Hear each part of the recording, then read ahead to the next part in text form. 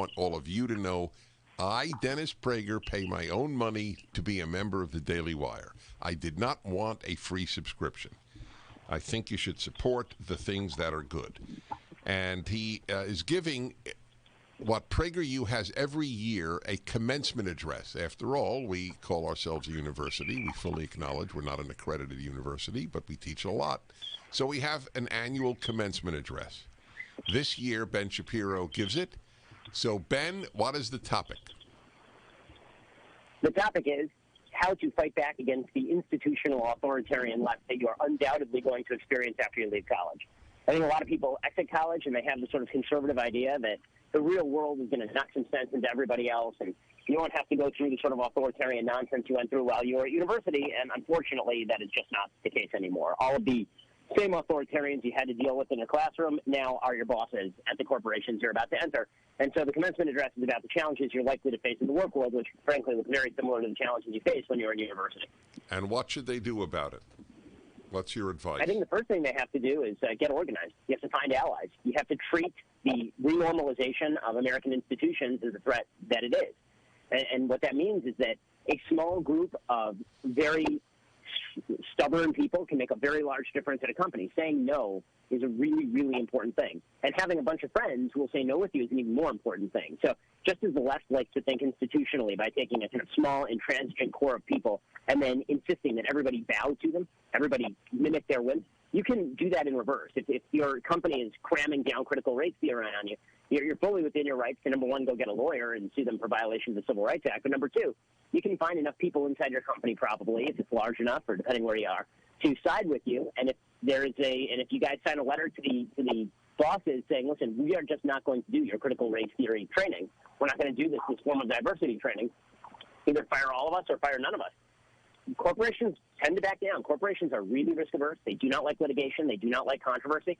And the goal of conservatives at this point should not be to make corporations overtly conservative again. Maybe that's in the future, but to actually just reestablish the possibility of openness in a lot of these corporations and a lot of the workplaces that no longer exist.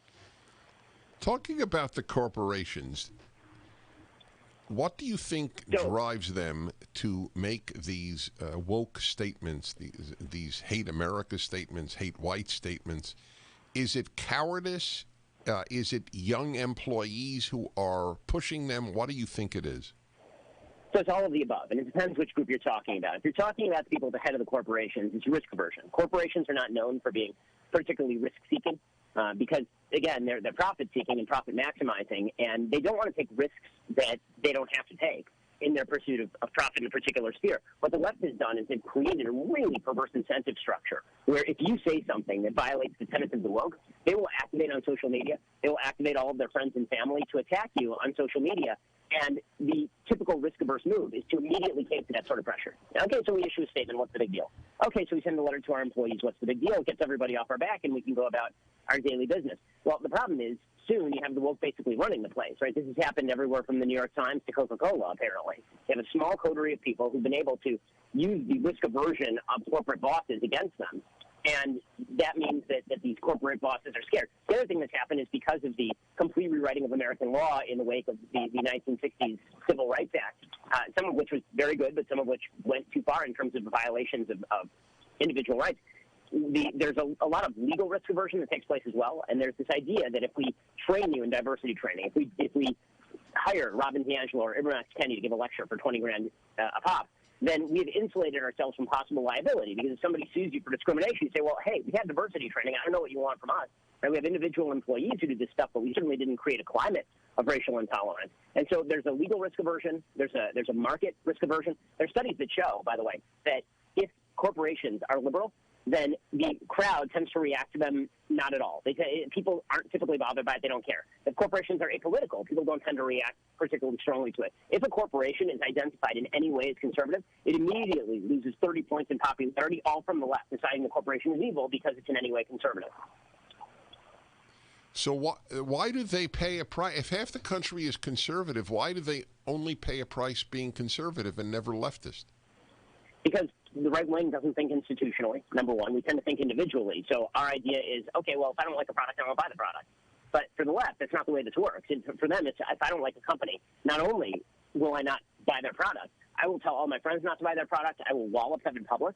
I will try and destroy the people who are at the head of the institution. I will shame them publicly. It's important to take over the institution. That's one thing. The other thing is that the right tends to separate off, I think, in a very healthy way, the product that they are buying from the ideology of the people who are making it. I've always done that. That's a good idea, right? Because if you want to have open markets, you really shouldn't have to check the ideology of your plumber before you hire a plumber. You shouldn't really have to check the ideology of the person who runs Coke before you buy a can of Coke.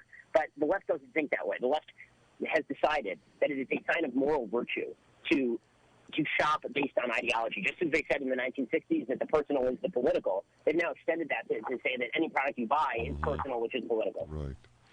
So I want to remind everybody, Ben Shapiro gives this year's commencement address at PragerU. In 10 seconds, what do you think of living in Florida after a life in California? I mean, it's an actual free state. I mean, honestly, if you've lived an entire life in California and you arrive in Florida, it feels like a different country. I think there's a different level of liberty. Put aside the tax rate. I mean, the fact is that this state was open last June, and it shows. I mean, there's just a more relaxed feel. There's a feeling of more tolerance for people around you. It's a really diverse state. Well, bless you. Ben Shapiro, thank you, my friend.